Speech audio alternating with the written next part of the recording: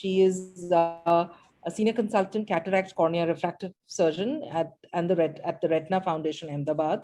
She specializes in cornea, cataract, refractive, with special interest in complex cataract surgery, secondary IOLs, complex ocular surface surgeries.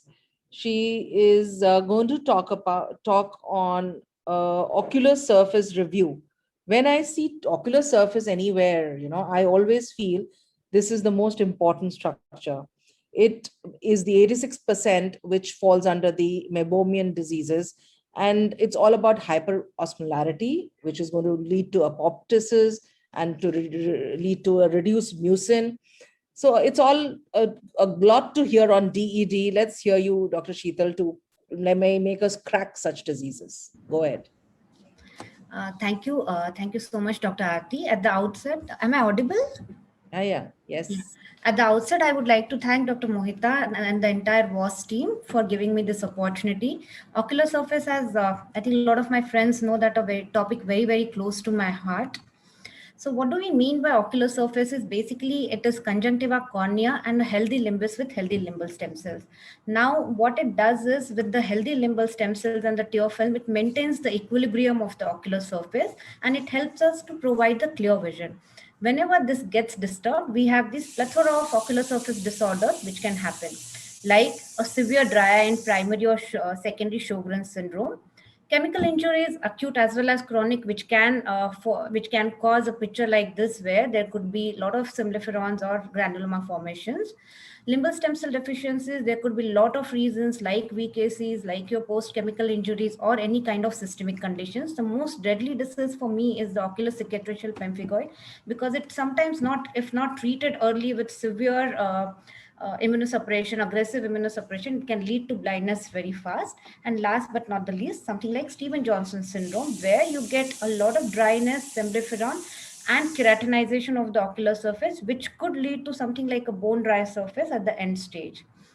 So what I'll be doing is I'll be sharing few of my cases. So this is a case of a child with SJS syndrome who came with pain and foreign body sensation. As you can see, the whole lid margin is keratinized. Now this is a mucocutaneous junction which gets affected in SJS, and the dermal epithelium starts coming over this non-keratinized epithelium of the tarsal conjunctiva.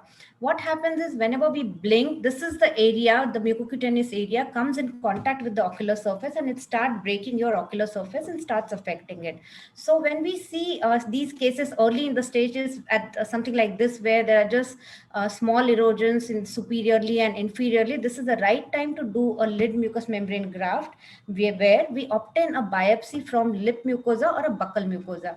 Many a times what we have seen is if we do these cases at an early stage, we see the reversal of the corneal changes, including the vascularization. This is a case, again, a case very close to my heart, a 26-year-old male, systemic condition, although we could not diagnose anything, but he had a lot of rashes on the whole body, and he had bilateral limbal stem cell deficiency. I avoided this patient for a year or so because he came early in my surface journey actually. And after a year or so, I decided to go ahead with alloslate. There are only two choices when there is a bilateral limbal stem cell deficiency. Either we can do keratoprosthesis or we can do simple limbal epithelial transplant. Now, because both the eyes are involved, we have to do allo. So we took the limbal biopsy from a father and we did the slit. So this is a case where you can see how his epithelium is improving. And now I have a long follow-up, in fact, for this patient, more than 4 years or so. And he's maintaining vision pretty well. He's maintaining ocular surface pretty well. And he is on immunosuppression, systemic immunosuppression. This is another case of bilateral limbal stem cell deficiency, where we went and did the keratoprosthesis. In keratoprosthesis, BCL is very important to maintain the carrier corneal graft, to maintain its integrity. So sometimes we have to do the modifications, like in this case, we did a keratoprosthesis, but the BCL could not be placed. So we put the amniotic membrane and did the medial and lateral tarsorrhaphy. This is a case, again, now ocular surface 2021, the topic was there. So I just thought that let me share my latest case, which I did it after the first wave during the lockdown has come off. We did the keratoprosthesis because, again, this patient had a lot of symblepharon. We did this keratoprosthesis under pannus, under the conjunctival pannus. So now keratoprosthesis is a procedure. It's like greater the climb, bigger the fall kind of a thing, because this gives a lot of vision, or maybe it's a life-changing thing for a patient who is bilaterally blind, but it has its own complications. You need to follow them up very, very closely. You need to keep on intervening in between.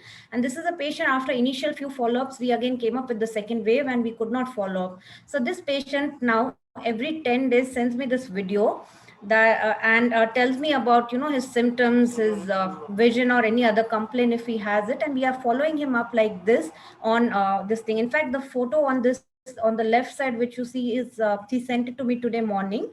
So this is what I say, that this is something which we all need to learn, that how to kind of, you know, solve these problems, where we need to follow up these cases very, very regularly. Otherwise we can again lose them, and it can cause a lot of bigger problems.